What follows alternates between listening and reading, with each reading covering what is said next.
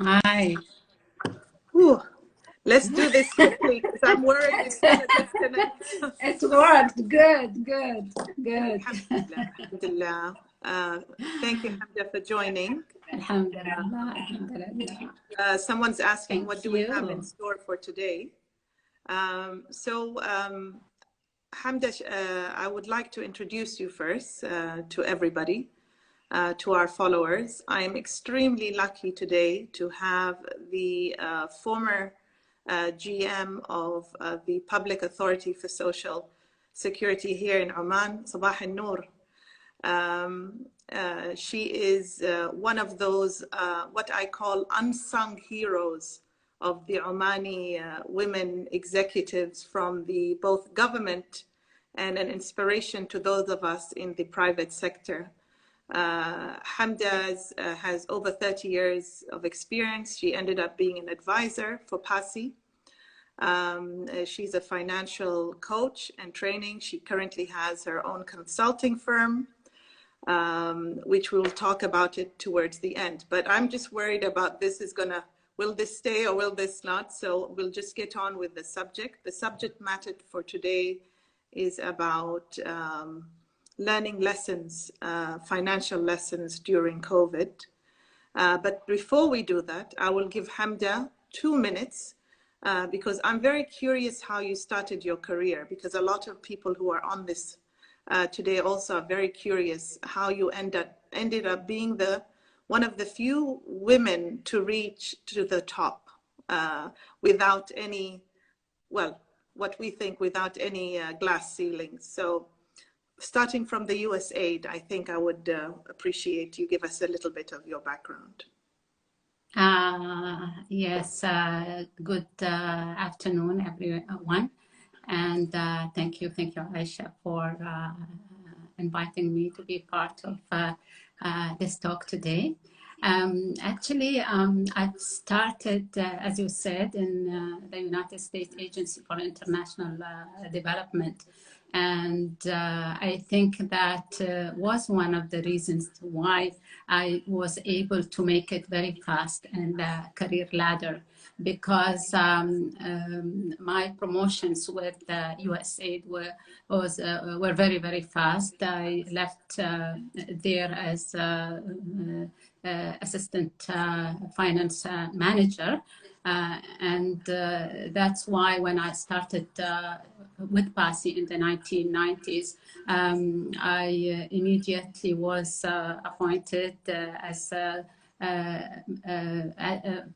manager for administration and finance department, to be one of the very few women to be appointed managers at that time. As you know, Aisha, in the 90s, there were very, very few women in the managerial position. And from there, we just took off gradually. And even, to be honest, with PASI, also my advancement were quite fast as well. Being the only woman in the management for around 25 years. And the only woman in the top management for the last few years of my career with PASI. Was a bit challenging, I can't deny that, but was very exciting as well. And I just loved every minute of it. It's just the challenge, I think, what makes life is so pleasant, and you have that sense of growth, and so just that's basically it. Excellent, excellent. So I think you know, you're definitely an inspiration, and I hope that we see more of you as a role model. Obviously, you do that through your own consulting firm, but hopefully we'll see you more in other platforms where young women today who want to get to where you are can learn a lot from individuals like yourself. So let's start today's topic. Obviously, COVID has taught us a lot. People have lost jobs, they have lost family members. They've struggled financially, which brings us to the first most important topic about savings. As I told you, for years I've been following Susie Orman. She's an American financial guru. I'm sure you've heard of her. Yeah. I understand you don't agree with all her thought process, but I think I would be very much interested to learn about, and I think our audience is about savings. When I was in National Bank of Oman, I remember going to an Indian colleague of mine, and I said to her, I want to know, like, sorry to stereotype, but generally Indians, how much do they save of their salary every month? And I was really surprised by the figure that she told me. So I leave it to you, and maybe you can share some insight about the importance of saving during such difficult times. Well, it's the importance of saving is just not just during the difficult time. I think saving is a must, Aisha. Saving is not a luxury anymore, and we should have it as part of our lifestyle from day one. Especially women. I will stereotype here, especially women. For different reasons. One of which is because women participation in the workforce is low worldwide, not just in Oman, which makes us dependent mostly on other for our income. The second thing, Aisha, we live longer as women. The average lifespan for women in Oman is 79.2, where men is 75.5, I guess, so around 75. The third is that we are natural givers. And this is what I've noticed even with my client. Mostly women spend over 90% of their income on the house, on taking care of others. They participate heavily in the big family, like with their parents, and they are natural givers. Also, they give more to charity, which is it is good, but even that we need to control it. Is it the fourth or fifth? I don't know. Today, the consumption is very, very easy, very easy. Even if you don't go out of your house, you can buy, because temptation is all over the place. You can, from the comfort of your bed, you can just open your mobile and you can purchase whatever you want from all over the world, or from wherever you want, and you get it like this. This tempt people to save, to save. So I would saving thing. I think, as you mentioned, one of the biggest lessons that we've learned from COVID-19, especially for those who lost their jobs and they were left with nothing. I think they've learned the lesson that we should start saving. Thank you. I agree that people have learned, but I think from what I see, people still haven't learned, and I'm sure you're aware of that as well. I don't know if you can give specific tips on savings. For example, when you leave your house, leave your debit card, leave your credit card at home. I mean, there are small things that you can do that really, if you're a person who has no sense of control with money, there are small giveaways that you can do, other than the other ways of having a savings account, which you don't touch, which you can't touch. Can you give specifics, so tips that someone can take away with them today? Just one specific tip when it comes to saving, either through the bank or through individually as a person. Okay. I think one of the biggest, before we go into the into spending, I think one of the biggest issue for saving, for people not to save, is that saving is not a priority, Aisha.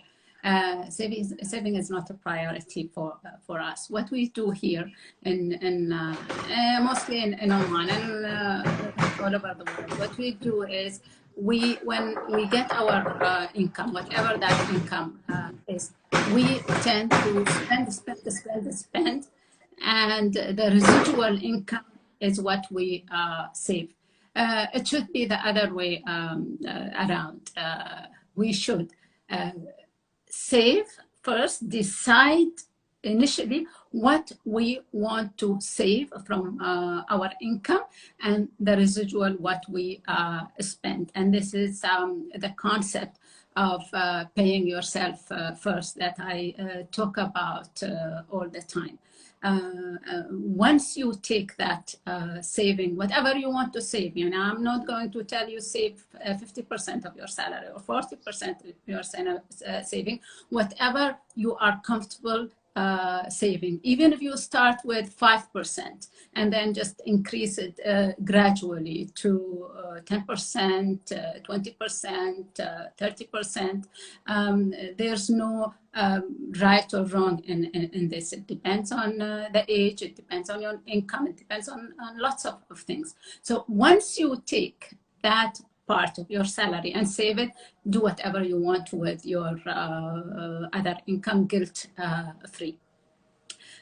What I do usually when I divide my income, I take, of course, I used to take 20% now because I'm retired and kids are working and independent, and the expenses are not as much as it used to be. Responsibilities are less, so I tend to save maybe more. And this is something that lots of people ask me about. How come that you are retired and you're still saving? You save until the last day of your life. As I said, saving should be lifestyle. It's a process. It's not just one task that you will do it and you will tick it from your today list. No. Second thing is you divide the residual of your income between necessities and luxuries, so that when you keep for your needs, for your wants, you don't feel guilty. You take out the necessities, and then that part later on you do whatever you want to do it. Because Aisha, let's face it, inside every one of us is that little kid, okay, who wants the ice cream, who wants the toy. The problem is that the toy, for us when we were kids, it could be a doll, it could be a ball, it could be anything small. But today, the toy is much bigger, much more expensive. Today we want the Mercedes, today we want the Rolex, today we want the Chanel bag, today we want what you name it. It's very, very expensive, the toys. So you get tempted to buy these things before you save. And before, I don't say that you don't get it. Please do get it if you can afford it. This is why we earn money. This is why we work. This is why we leave our homes from morning to evening to increase our life or improve our lifestyle. And this is just part of being wealthy. These expenses. So I'm not against spending if you can afford it, but just follow these rules. As I said, pay yourself first and keep money for your luxury, so that you don't end up going back to your saving and spend it. Back to your question, there's so many things that we can do to lower our expenses.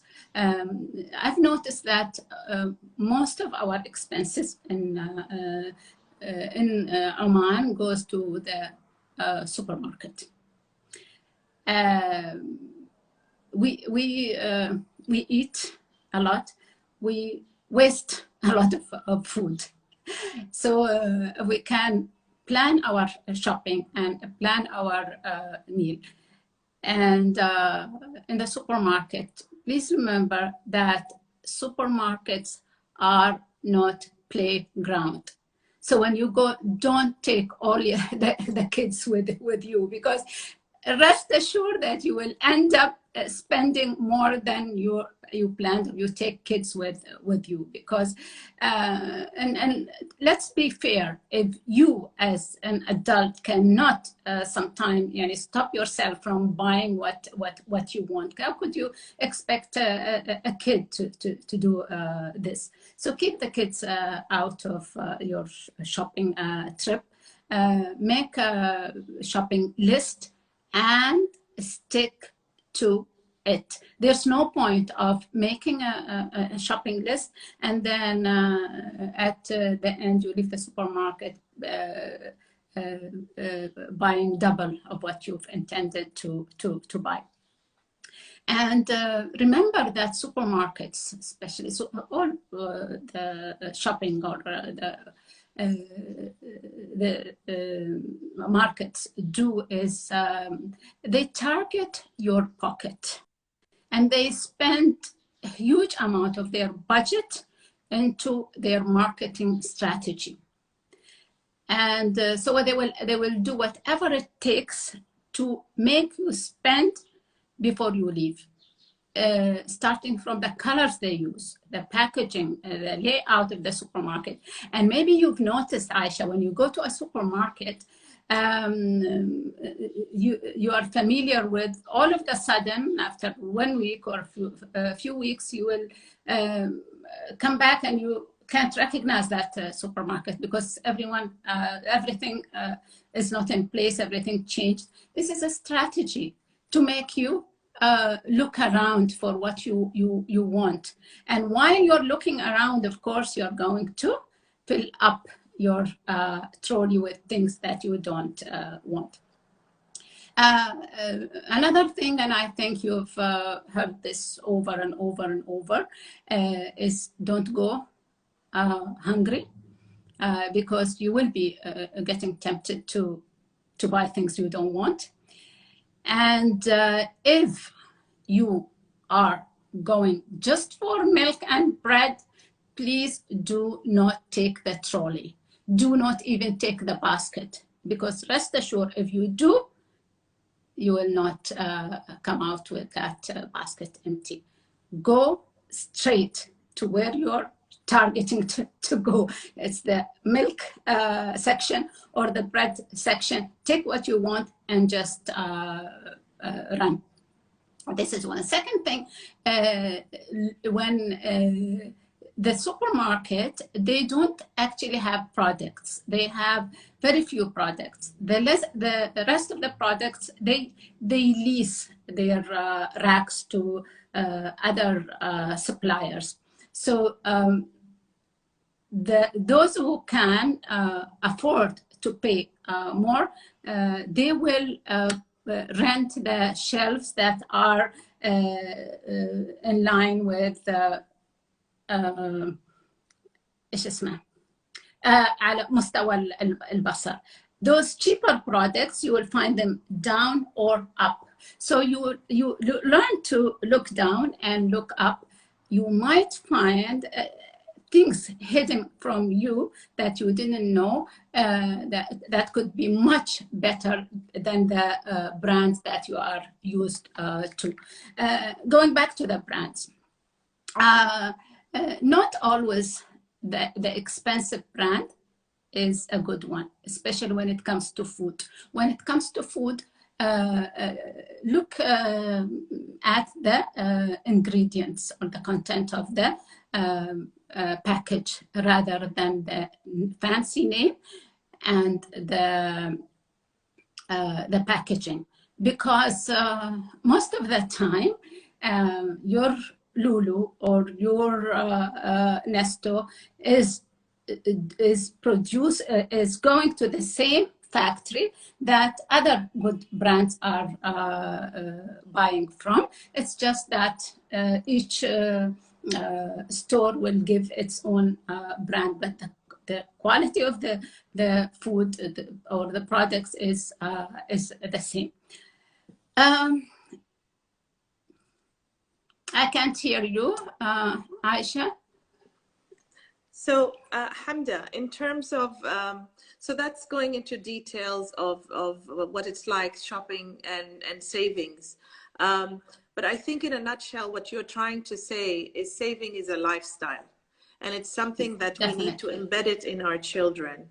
And the importance of buying locally is very important, right? Rather than going for international brands, there are lots of local brands in Oman that you can also help you to support the economy. But I think we have 2-3 other topics which we'd like to cover, if you don't mind, and move on to, which is when it comes to incomes, having several different incomes. I thought you were interested to share with the group about that. Okay, the multi-stream of income. Yes. Exactly. I think this is, again, one of the biggest lessons that we've learned from COVID, Aisha. We've seen that during the pandemic, almost every single person affected somehow, or their income affected somehow, from the poorest to the richest. We've seen people losing jobs, whether they are government employees, private sector employees, or self-employed. And those who survived the pandemic were those who had multi-stream of income. Those who lost their jobs, whether they lost their jobs because they had other incomes coming in, they were not affected as bad as those who lost everything. They lost their job, they lost everything. So this is something that we always advise people to do, is don't count on your salary. It's a very unsafe strategy in a very changing and vulnerable world. We've seen how recently the financial crisis that kept hitting the world globally, and we are not anymore that closed country where our government can save us from these global crises that take place very far away. In 2008, we've seen how a bank that went bankrupt in the US completely destroyed the economy in country. We've seen countries going bankrupt for the first time, and at least in our history, we see a country go file for bankruptcy. So please, from day one, you try. This is the purpose when we say pay yourself first and set aside some money. Set aside some money to invest it so that you can have other income, have a small portfolio. Even you cannot not everybody is has business mentality, but we can all save money and have it invested by somebody who has the experience and the knowledge to invest our money. Have a small diversified portfolio that can be a backup during the rainy seasons.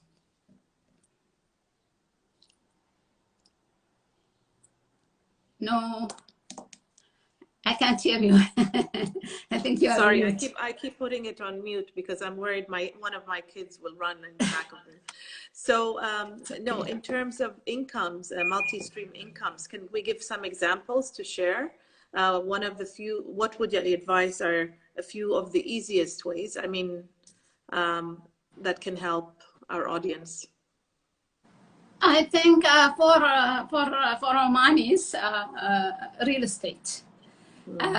It is easy.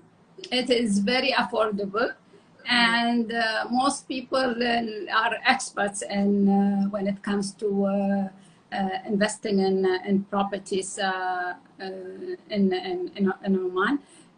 This is one. Second thing, I think it's the safest now sort of investment is mutual fund. And of course, stocks as well. Beside, of course, the business. If you can have your own business, start as early as possible.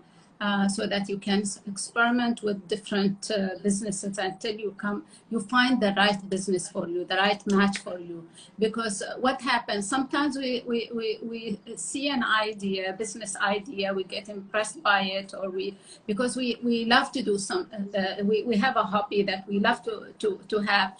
We want to have our business around that hobby. I know it's a strategy that so many people and school of thoughts promoted that make your hobby your business, but it doesn't always work. Your hobby should be something that you run to when you are tired, when you are bored doing things. But if you keep doing it, and it stop being a hobby and start being a business. When you are young, your risk appetite is very high. You can experience. You can start all over again if you lost your business. But the older you get, the more less risk you can take, especially if you're. If you support a family, or sometimes most of the Omanis, they support two families, because some of us we support our parents as well. Not everyone, both couples are working. Most of lots of rather homes, the men are still the main breadwinners, or the women. Now also we see many families with women being the breadwinners for the family. So the risk is less. But when you get older, and don't assume that okay. And this is, I see it with the newly retired people. They will just jump to a business that they have no experience whatsoever in, and they will put their life saving in it, and if they lose it, it's gone. And if they find out later on that no, this is not what I want to do the rest of my life, then it's I agree with you. I agree with you.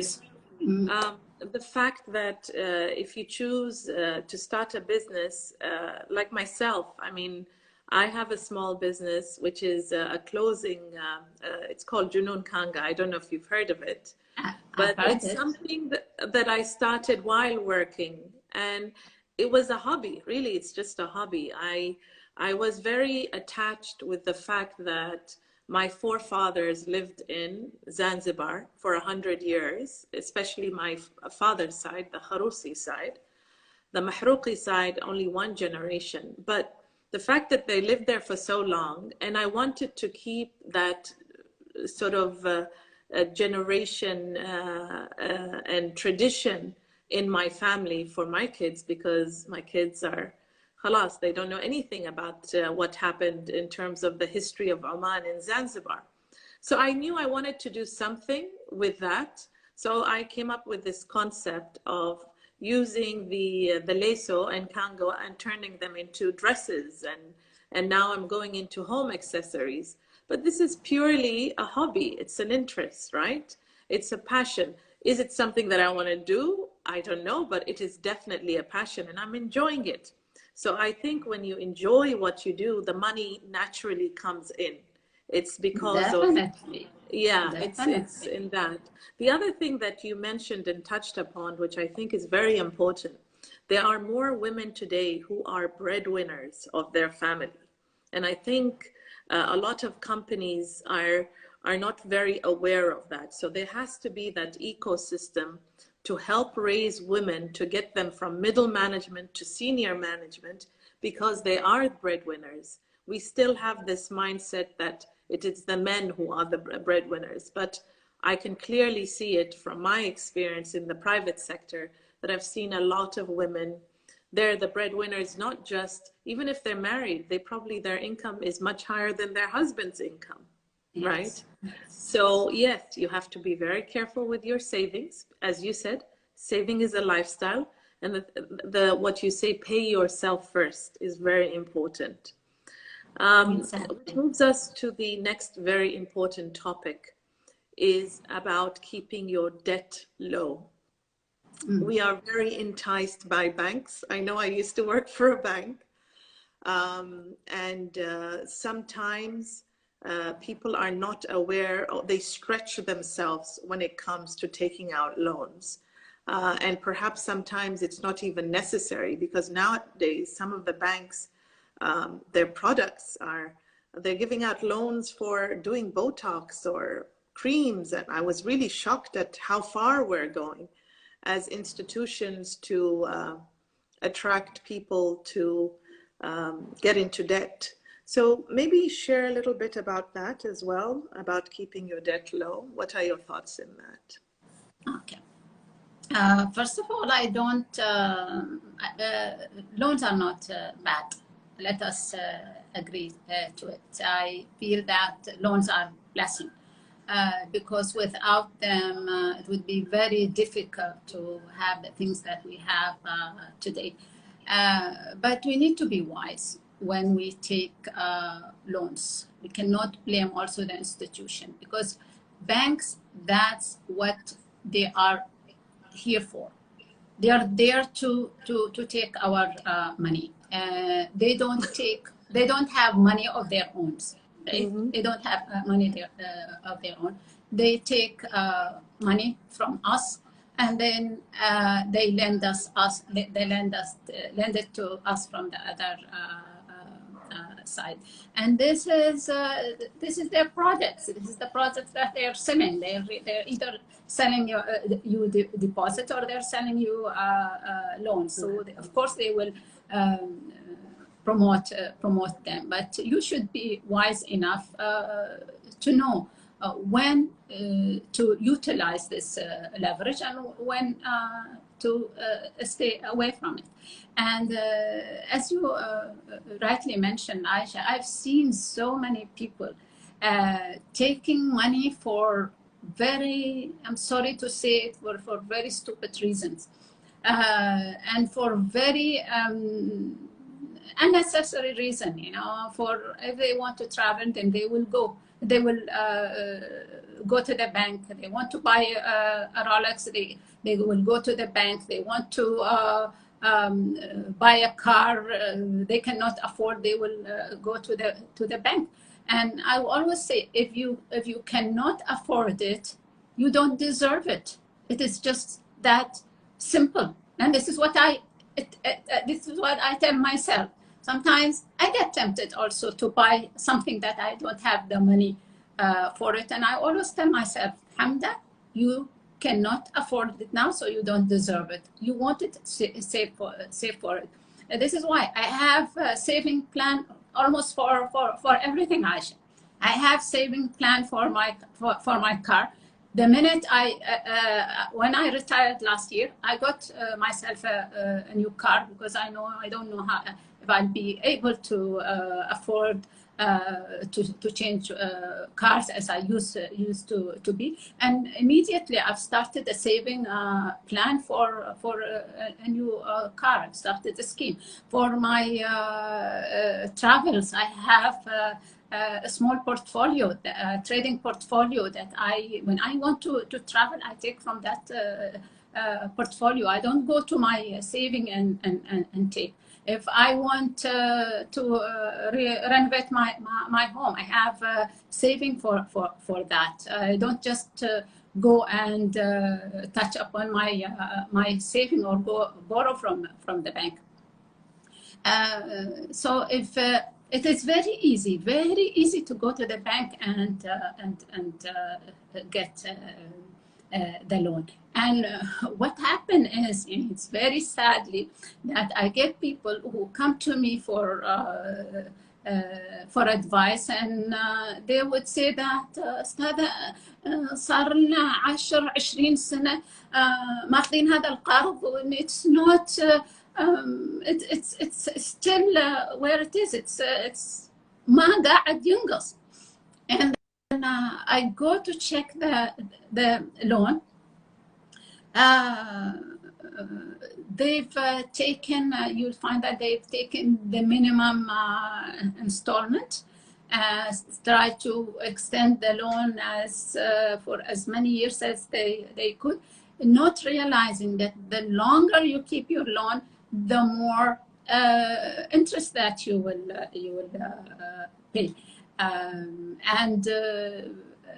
Also, the less your installment is, don't be happy that, okay, it's only 150 riyals and I can afford it. But when we come and key in the number in the spreadsheet and they see how much interest they paid to the bank, I tell them you could have bought flat with that amount. Some amounts go up to 26,000 to 32,000 riyal Omani interest paid to the bank. And this is not somebody who's rich, who has plenty of money. These are people who are living salary to salary. So knowing and studying the terms of your loan before you go to your bank, it is very essential, very essential.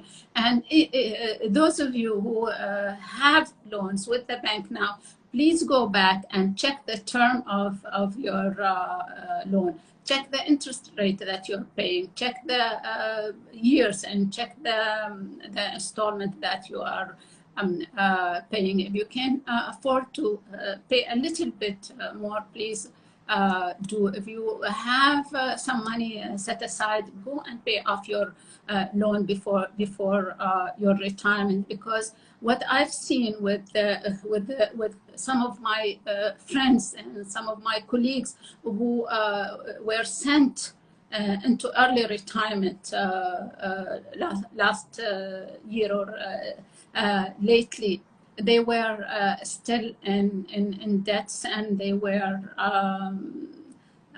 it was very painful because they were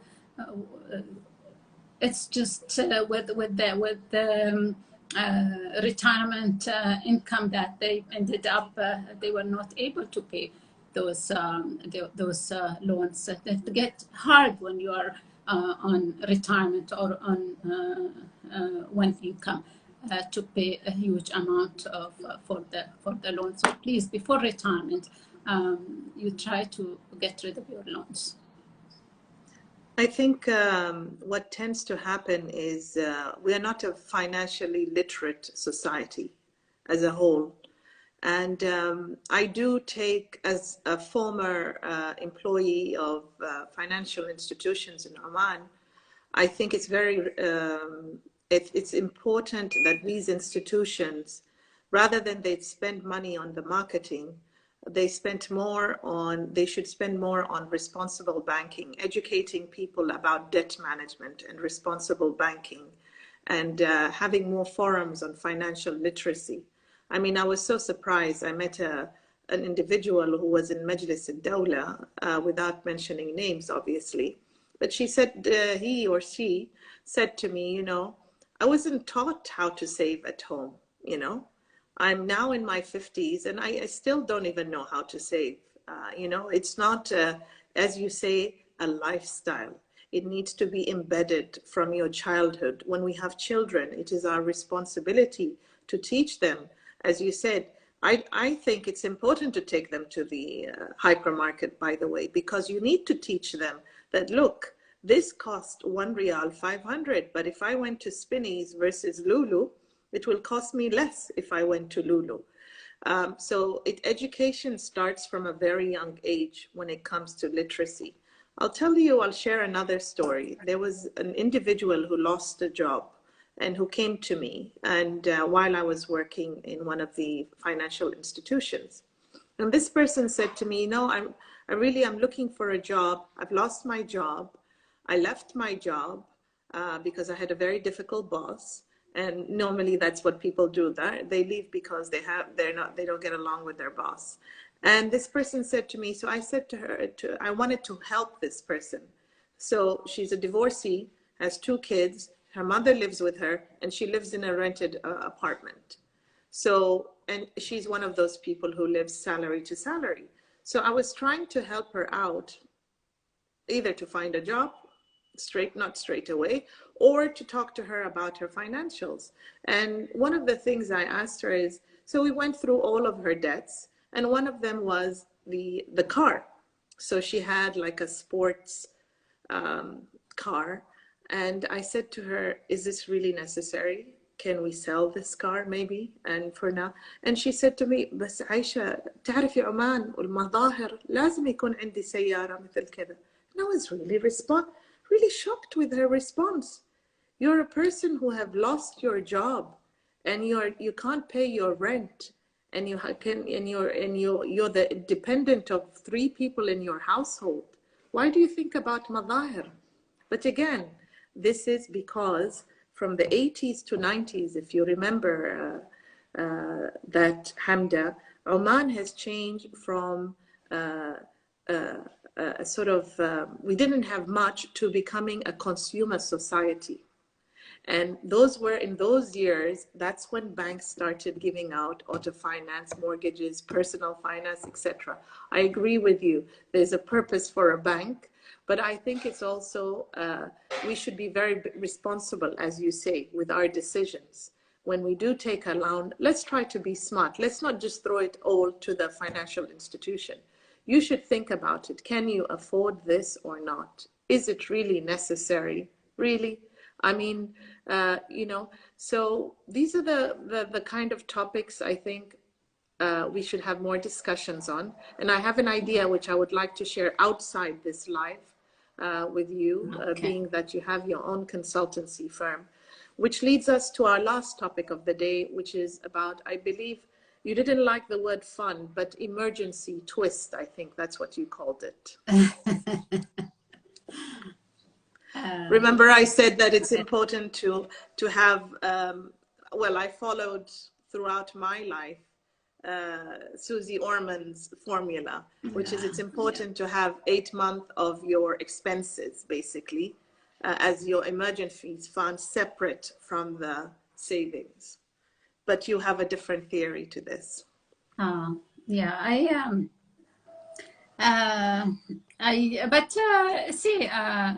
Susie Orman lives in a society that's completely different, and in a culture that's completely different from our culture.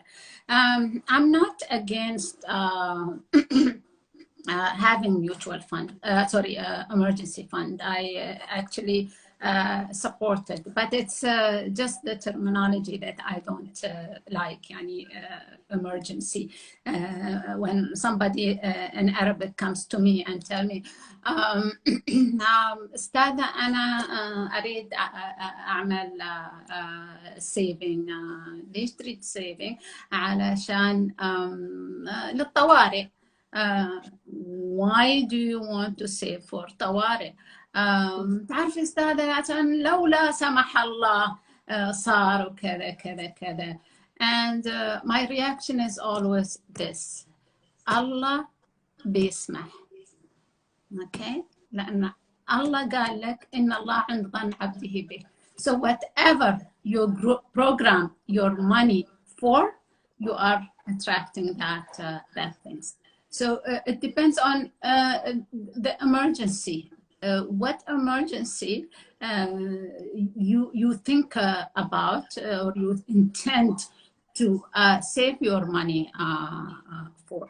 Most people save their money for disasters, for kawaret, for so I feel personally I have that very spiritual maybe relation with money. Yani, different maybe from Susie or men. So I feel we should save our money for good days. Why don't I save it for financial freedom? Why don't I save it for my dream home, my holiday home, instead of saving it for a disaster of any form? And yes, during COVID, we've learned that such emergency do come. Because as I mentioned, those who didn't have a second source of income suffered so much during COVID when they've lost their businesses or they lost their job. And you should be setting aside some money. It's a must. And actually today we used to say, or the experts used to advise that we keep 6 months 3 to 6 months of monthly expenses. Now, actually, they've extended that to 8 to 12 months because we've seen that how nobody expected this pandemic to last for this long. We expected that it will be 3 months and maximum 6 months, and it will go. But now we are entering the 4th year, I guess, and it is still there, and nothing happened yet to make us feel that we can go back to normal. So that's my viewpoint on the emergency, save for the good days. As Bill Gates says, we have to understand this is the new norm. We have to accept this is the new norm. So there's this doctor who I've met and said to me, Aisha, just, be aware. This could go on for a couple of more years. Just consider this as a new norm. And we have to adapt to. And we're very good at adapting as human beings, right? Yeah. Well, that's why we need to pay. That's why we need to pay our debts as soon as possible, and we have to start our saving plans as well, because we don't know how long this will last. Well, thank you so much, Hamda, for this. I really appreciate it. I think we've just done under an hour. And what I wanted just the last 2-3 minutes is to discuss your business, which I think you've done this for me for free of charge, so I really appreciate it. But you do have إيسار, شركة إيسار للاستشارات المالية والإدارية. And I loved reading your mission, which is to improve the financial stability of the Omani household by providing high quality one-on-one financial education and coaching. So people, I'm presuming, can reach out to you through your Instagram, right? If they are interested to get Exactly. these one-on. Okay. And Hamda has various services, which includes personal finance, retirement plan, debt management, personal budget, career planning, training, etc. And you can also reach her on LinkedIn. And I'm going to leave her contact details. Hopefully, I can save this live show for you. Is there anything else? Last word of advice to our audience? I would sincerely appreciate it.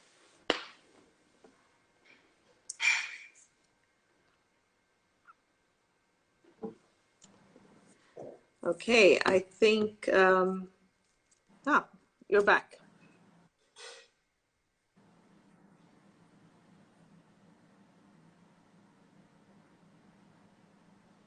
Can you hear me, Hamda? Yes, now yes, now yes.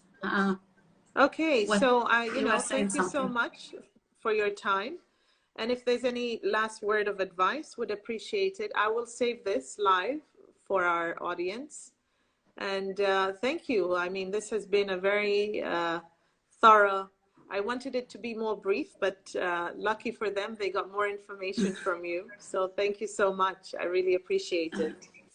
Thank you, thank you. Yes, I was expecting it to be 30 minutes or less, but it was very fun. I actually didn't realize that we took that long.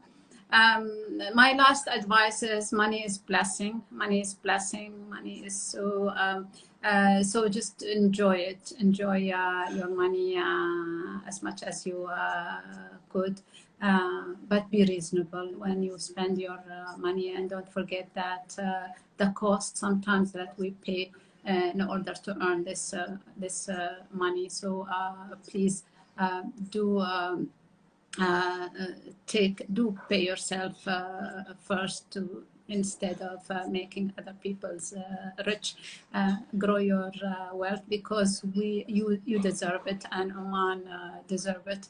I strongly believe that the strength of nations and the wealth of nations are measured today by the wealth of the individual and the strength of their individual.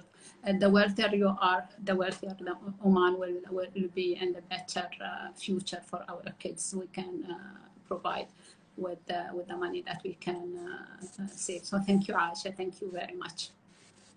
Thank you so much. And thank you all for joining us. And I look forward to the next sessions. Thank you. So I'm going to say goodbye. Thank you. Hopefully be able to save this. This is the plan, is to save this ومع السلامة. شكرا جزيلا مع لكل السلامة. شكرا. المتابعين اللي انضموا لنا اليوم في هذا اللايف. شكرا جزيلا. شكرا. مع السلامة. Okay.